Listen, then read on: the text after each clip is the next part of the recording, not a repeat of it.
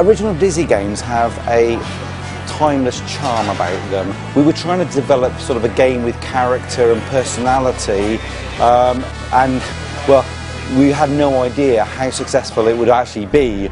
Not just then, because obviously it was a massive hit when it first came out in the 80s, but 20 years on, 25 years on, people still remember it really fondly.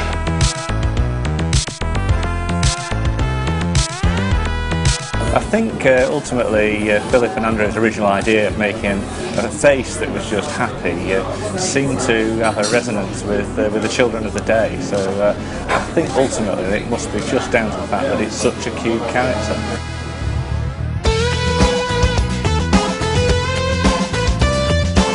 I just remember spending a lot of time drawing Dizzy on my exercise books and my pencil cases at school and stuff. I got really good at drawing them. I didn't have that many heroes when I was about 8 years old, but certainly the Oliver twins were probably up there. It's a reimagination of Prince of Yolk that came out originally. All the graphics have been completely redone, they look great. It's all scrolling in all directions. Well, firstly, Dizzy himself is absolutely charming. I love the way that he just stands there and bobs up and down with his big smile, you know. I played Dizzy on the ZX Spectrum. I had a 128K version so I could have the music, and that was awesome. Apart from the nostalgia trip, they still stand up as great games. Okay, I know I certainly haven't seen anything like it before. You know, usually it was, you know, punching, kicking your way through things, and this was actually, you know, picking things up, talking to people or creatures, and I think that was what certainly inspired me. Just that difference to anything else I'd ever played before. Oh, you had to dedicate a good hour and a half, 2 hours. I mean, it took 15 minutes to load up, first of all, so you weren't going to sort of play it for 2 or 3 minutes.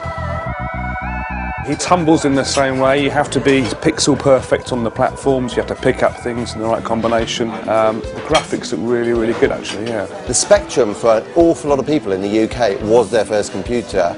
And in fact, Dizzy was the very popular game on that computer. So it's great that sort of some people's first experiences of video games were Dizzy. In fact, there's a lot of people in the industry now that still go on about that's how they got into video games. I was so excited. I got the email which was hinting at the return, and I had to email back. I was like, oh my god, if this means what I think it means, I'm so excited. It fits that sort of pick up and playability factor. In fact, you can sort of jump in for a quick 5 minutes. I think Dizzy, it caters for that perfectly. Platformers, like indie platformers especially, that sort of 2D sort of side-scrolling style has come back in a big way in recent years anyway. So it fits in there as well. When I first heard, I made some unofficial Dizzy merchandise by drawing on my girlfriend's oven gloves. Posted a picture to Twitter saying that I was so excited using some of my skills I'd learned when I was at school, drawing Dizzy. And that picture got sent around all over the place, I think. This game does look fantastic, especially getting the original people involved. It's absolutely fantastic. The feedback through Twitter and Facebook and YouTube has been phenomenal. It's very cool. Yeah. Makes us feel proud. Yeah, and yeah, hopefully it will actually do well, and then we can look forward to more cracking adventures from Dizzy. You had to do it, didn't you? Yeah. I thought we could both do we're extremely excited.